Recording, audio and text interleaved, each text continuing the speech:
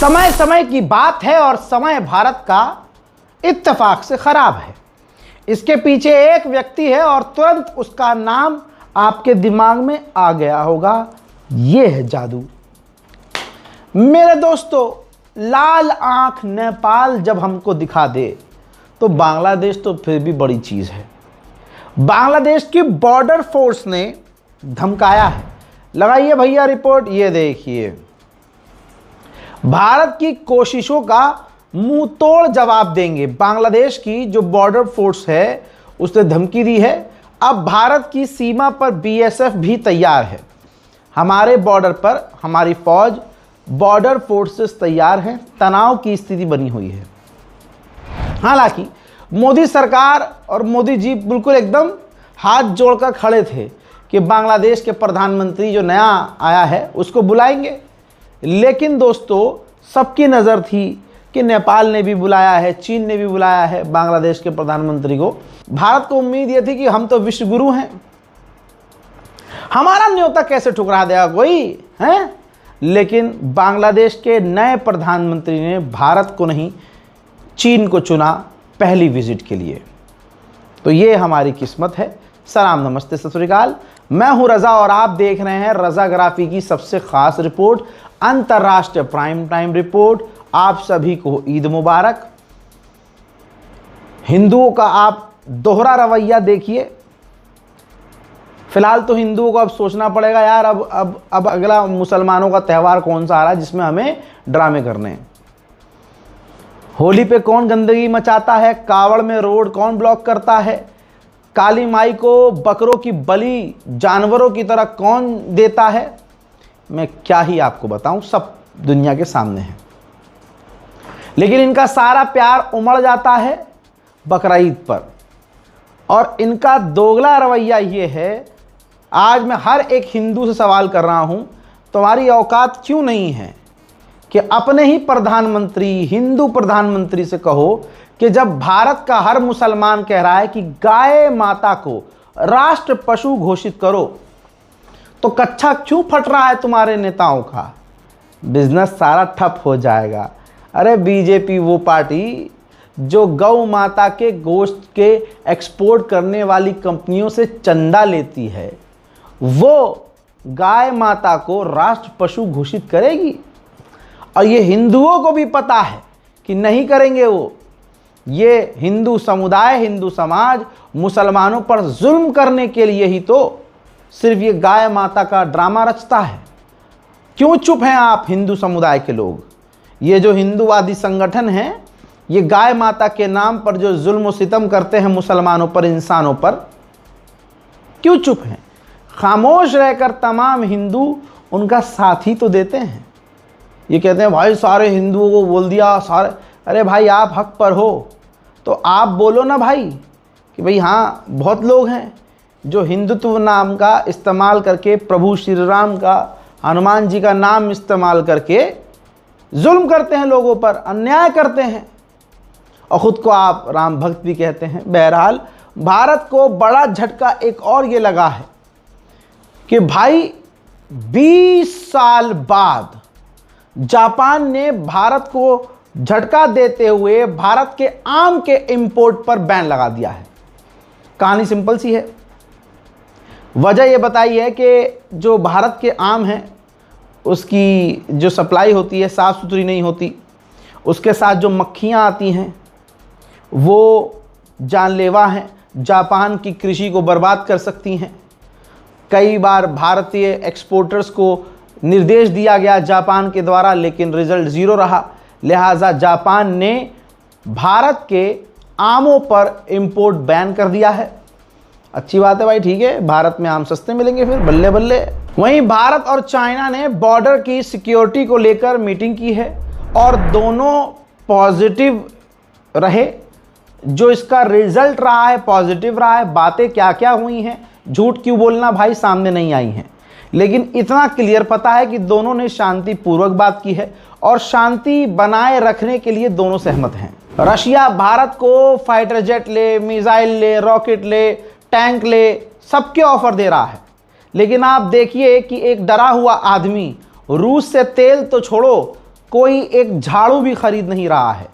यहां तक कि ये रिपोर्ट देखिए, अब भारत को अपने सुपर टैंक T90 T72 के बाद अब फ्यूचर टैंक भारत को ऑफर कर दिया है, जो एडवांस टैंक वो बना रहा है।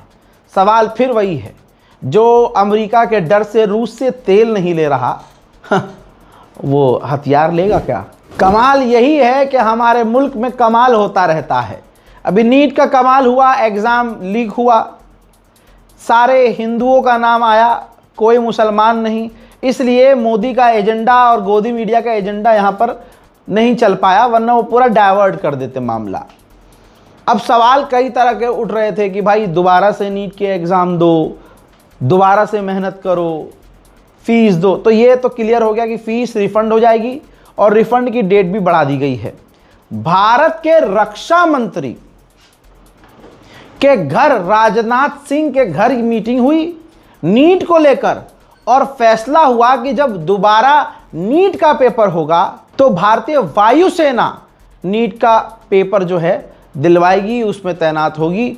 और मतलब क्या करेगी, फाइटर जेट में बिठाकर एग्ज़ाम लेगी या अपने बेस पर ले जाएगी बच्चों को कि चलो यार बेस पे एग्ज़ाम देना, मुझे नहीं पता क्या बीएसएफ या दूसरी फोर्सेस तैनात होती थी तो पेपर जो लीक हुआ क्या उनकी गलती थी कि आपने एयरफोर्स को इस काम पे लगा दिया? इसीलिए कहते हैं नेता पढ़ा लिखा होना चाहिए। आज की ग्लोबल न्यूज़ ने पूरी मार्केट को हिला दिया है, और जिन लोगों ने सही टाइम पर इन्वेस्ट किया था भैया फुल फायदा उनको मिल रहा है। लेकिन जिन लोगों ने इन्वेस्ट किया ही नहीं और मार्केट से दूर रहे, वो आज की तारीख में दूसरे के पोर्टफोलियो को बस निहारते रह गए। बस इसी वजह से लोग मुझसे पूछते हैं कि भाई ट्रेडिंग कैसे करें, कैसे ट्रेडिंग करें? भाई हमें तो कुछ नहीं आता। बहुत सिंपल तरीका है, इंट्रोड्यूस करवा रहा हूं। अगर आपको ट्रेडिंग करनी है, सबसे बढ़िया ऐप मार्केट वॉल्व, एक शानदार ट्रेडिंग प्लेटफॉर्म। दोस्तों मार्केट वॉल्व ऐप कोई ऐसी वैसी ऐप नहीं है भाई, सेबी रजिस्टर्ड है, स्टॉक ब्रोकर ऐप है, जहां आप ट्रेडिंग की शुरुआत कर सकते हैं, और वो भी सिर्फ 99 रुपये, लाइफ टाइम की फीस, और ऊपर से दिल का जो डर, कोई भी हिडन चार्जेस नहीं है, कोई एक्स्ट्रा चार्जेस नहीं है। और क्या लोगे? चलिए मैं आपको यह भी बता देता हूं कि यह ऐप इस्तेमाल कैसे करना है। मैंने यहां पिन डाल दिया और लॉगिन कर लिया। इधर इनका जो फॉलो ट्रेंड फीचर है मजेदार है। इसमें आपको वो ट्रेंड्स नजर आते हैं जो सबसे ज्यादा फायदेमंद हैं, जो ज्यादा प्रॉफिट आपको देते हैं। करना कुछ नहीं है, उसी को तो फॉलो करना है। ये देखिए, मैंने बस फॉलो ट्रेंड पर क्लिक किया, इंस्ट्रूमेंट चार्ट और ट्रेड डिटेल्स चेक की, ट्रेड को प्लेस किया और बस मेरा ट्रेड शुरू हो गया। यहां बैठकर आप अपना ट्रेड लाइव मॉनिटर भी कर सकते हैं। और इस ऐप की खास बात यह है कि छोटे से छोटे अमाउंट से आप ट्रेडिंग शुरू कर सकते हैं। सबसे इंपॉर्टेंट और सबसे खास फीचर जो मुझे लगता है, इसमें एक फीचर है स्टॉप लॉस। यानी ये फीचर ऐसा है जो आपका नुकसान होने से भी बचाता है। ये मेरा लाइव ट्रेड चल रहा है और मैंने क्या किया, मैंने बस स्टॉप ट्रेड पर क्लिक कर दिया और बस 1476 का प्रॉफिट बुक हो गया, और वो भी सिर्फ 3 टैप में। मार्केट वॉल्व ऐप आपको फ्री रिकमेंडेशन भी देता है, आपकी जिंदगी और ट्रेड आसान करता है। जिन लोगों ने इन सब रिकमेंडेशंस को फॉलो किया, उन्होंने लगातार 3 महीने खूब प्रॉफिट कमाया। पहले महीने में 57,170 का प्रॉफिट, दूसरे महीने में 70,468 रुपए का प्रॉफिट, तीसरे महीने में 59,696 रुपए का प्रॉफिट। और नहले पे दहला यह है, सबसे बढ़िया बात इस ऐप की, कि इस ऐप में जो भी आप कमाओगे उस पर कोई भी मार्केट वॉल्व का कमीशन नहीं होता। यह पूरा प्रॉफिट आपका और सिर्फ आपका होता है, सीधे आपके अकाउंट में जाता है। मार्केट वॉल्व ऐप इंडिया में काफी तेजी से बढ़ रहा है। इसको इस्तेमाल करना काफी सिंपल है और सिक्योर भी। काहे बात की देरी है फिर, जल्दी से जाइए, लिंक डिस्क्रिप्शन में है, कमेंट में भी पिन कर दिया है, क्लिक कीजिए, डाउनलोड कीजिए, जिंदगी को आसान कीजिए। हजरात, आगे बढ़ते हुए आपको बता दूं कि भारत पर पाकिस्तान ने एज यूजुअल इल्जाम लगाया कि बलोच पर जो हमले हो रहे हैं उनको लेकर भारत बलोच के और पाकिस्तान के लोगों को भड़का रहा है। यह है आसिम मुनीर की औकात। अबे बहन के दीने, तुझसे अपना देश नहीं संभल रहा। अगर तुम बलोच लोगों पर हमला बंद करवा दो, बलोच से बात करो, अपने मुल्क में आतंकी संगठनों को डिसमेंटल करो, जो वहां चीजें हो रही, महंगाई कम करो। जो दूसरे संगठन है, इस्लामी देश हो ना तुम, तो इस्लामी कानून लागू करवा दो। सालों से कुछ होता नहीं है, खुद कुछ संभल नहीं रहा, हर चीज का इल्जाम लगा दो भारत पर। बे भाई, हमारे यहाँ खुद बेड़ा गर्क है, हमारा वाला क्यों लगा रहेगा यार तुम्हारे पीछे? तुम्हारा हम क्या करेंगे भाई? टाइम ही नहीं है हमारे वाले के पास भाई, उसे हमें बर्बाद करना है, तुम्हें क्यों भड़काएंगे यार हम? हट। उधर रशिया ने ऐसा हथियार बनाया है कि चीन की नींद उड़ चुकी है। मैं 1 साल से कह रहा हूं, रूस से दूरी भारत को नुकसान पहुंचाएगी। ये रही रिपोर्ट। रूस का नया MiG-41 स्पेस में सैटेलाइट को कर देगा तबाह, ऐसी बातें चल रही हैं। भारत के दोस्त के रहस्यमय विमान से चीन की और अमेरिका की नींद उड़ चुकी है। दोस्तों, रिपोर्ट के मुताबिक रूस की सरकारी मीडिया ने बताया है कि MiG-41 नाम से असली 6ठी पीढ़ी का लड़ाकू विमान बना रहा है रूस। हालांकि इसको लेकर ऑफिशियली तौर पर कुछ नहीं कहा गया है, लेकिन इस सब्जेक्ट पर दोबारा ध्यान तब गया जब अमेरिका, चीन और यूके के नेतृत्व वाला global combat air programme GCAP अपने अपने अगली पीढ़ी के लड़ाकू विमान को बनाने की तैयारी पर लगातार माथापच्ची कर रहे थे। अमेरिकी F-47 नाम से 6th जनरेशन का फाइटर जेट बना रहा है, ये अमेरिकी बना रहे हैं, जिसका ऐलान पिछले वर्ष डोनाल्ड ट्रंप ने कर दिया था। चीन भी अपना 6th जनरेशन का फाइटर जेट बना रहा है। हालांकि MiG-41 को लेकर रूस की तरफ से ऑफिशियली स्टेटमेंट नहीं आया है, पर 2023 के आसपास से ही ज़्यादा कुछ नहीं कहा गया, लेकिन नज़र आ रहा है कि रशिया आराम से चुपके से MiG-41 जैसा advance fighter jet 6th generation का बना रहा है, जो अमेरिका और चाइना के 6th जनरेशन के फाइटर जेट पर भारी पड़ने वाला है। लीजिए, रशिया ने तालिबान से हाथ मिला लिया है। रशिया ने और अफगानिस्तान ने साथ में military cooperation agreement, military agreement कर लिया है, जिस तालिबान को योगी खड़ा होकर संसद में क्या कह रहा था कि हाँ विपक्ष तालिबान, अरे फिर यही सरकार तालिबान को अपना दोस्त बताने लगी, अफगानिस्तान के साथ मिलने लगे। सारी दुनिया का यही हाल था, सब तालिबान को आतंकवादी कहते थे, और आज रशिया ने उसी तालिबान की सरकार से मिलिट्री कोऑपरेशन एग्रीमेंट साइन कर लिया है। क्वाड के देशों ने, जो ग्रुप चीन के खिलाफ बनाया गया है जिसमें भारत भी है, तो क्वाड के देशों ने कहा कि नॉर्थ कोरिया अपने न्यूक्लियर प्रोग्राम परमाणु बनाना छोड़ दे, जिसके बाद नॉर्थ कोरिया का चपटा उसने साफ साफ कह दिया कि परमाणु बनाना हम नहीं छोड़ेंगे। डोनाल्ड ट्रंप भाई अपनी जिंदगी फुल मौज में जी रहा है, जो करना होता है कर रहा है। वो भी भाई फोटो का शौकीन है हमारे वाले की तरह, भाई उसका भी ख्वाब है, हमारे वाले का तो है ही, उसका ख्वाब पूरा होने वाला है। 250 मिलियन अमेरिका पैसा खर्च करेगा और अमेरिका की करेंसी के ऊपर डोनाल्ड ट्रंप की फोटो चिपकाई जाएगी, छापी जाएगी। रशिया से जापान को खतरा महसूस हो रहा है, एक लंबा समय बीत गया है, अब जापान एक्शन ले रहा है। जापान अपने बॉर्डर पर अपनी फौज तैनात कर रहा है, रूस के खतरे को बढ़ता हुआ देखकर। नीदरलैंड का एक जहाज साउथ चाइना सी के अंदर आ गया था, चीन की नज़र पड़ी, चीन ने फायर शॉट किया, हमले की धमकी दी, जिसके बाद नीदरलैंड का जहाज पीछे हटा।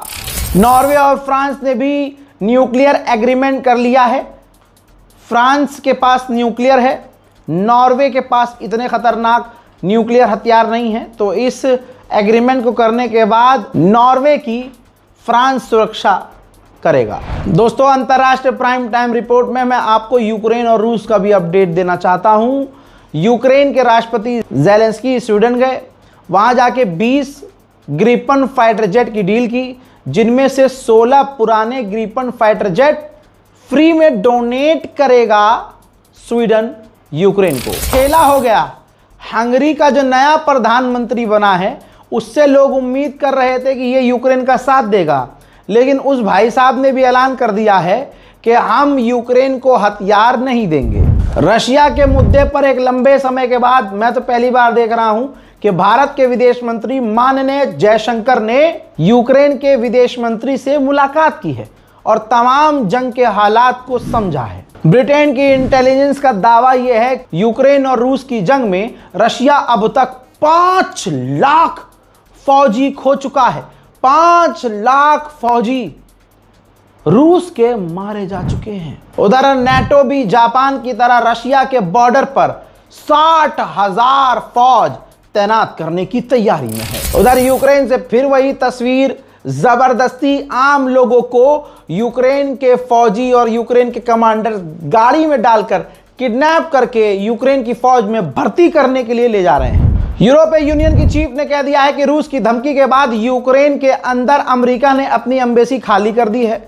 हम किसी के बीच में मीडिएटर नहीं बनेंगे, रूस और यूक्रेन के बीच मीडिएटर नहीं बनेंगे, क्योंकि हम यूक्रेन की तरफ हैं। मेरे दोस्तों, यूरोपीय यूनियन ये भी मांग कर रहा है कि अगर डील होती है तो रशिया, मोल्डोवा, बेलारूस, जॉर्जिया और आर्मीनिया के अंदर जो उसके फौज, रूसी फौज तैनात हैं, वो वहां से निकाल ले। रूस के राष्ट्रपति व्लादिमीर पुतिन का ये मंजर आप देख लीजिए। कजाकिस्तान पुतिन पहुंचे थे और वहां जाकर न्यूक्लियर डील की है। कजाकिस्तान में अब रशिया न्यूक्लियर पावर प्लांट बनाएगा।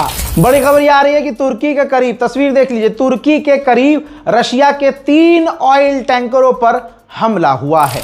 उधर रशिया मॉस्को को और सिक्योर करने के लिए, ये देखिए, हेलीकॉप्टर की मदद से अपनी तमाम ऊंची ऊंची बिल्डिंगों के ऊपर एयर डिफेंस सिस्टम इंस्टॉल कर रहा है। यूक्रेन के राष्ट्रपति ज़ेलेंस्की ने अपने ऑफिशियल तमाम अधिकारियों से कहा है कि 2 से 3 साल के लिए और जंग की तैयारी करो और प्रिपेयर हो जाओ। उधर यूरोप को डर है कि रशिया अगले 1 साल के अंदर नेटो पर हमला कर सकता है, नेटो के किसी भी देश पर हमला कर सकता है। मैं दोस्तों, ज़ेलेंस्की ने सामने आकर बड़ी धमकी दी है। ज़ेलेंस्की ने धमकाते हुए कहा है, ऐलान कर दिया है कि हम रशिया के अंदर लॉन्ग रेंज के हमले करने वाले हैं। यानी इसका मतलब यह है कि रशिया के काफ़ी अंदर तक यूक्रेन हमला करेगा। ज़ेलेंस्की ने कहा कि रशिया ने जो हमारे ऊपर बड़े हमले किए, उसका हर्जाना उसे भुगतना होगा। हजरात, सबसे बड़ा खुलासा है, रूह कांप जाएगी कि अमेरिका क्या क्या कर सकता है।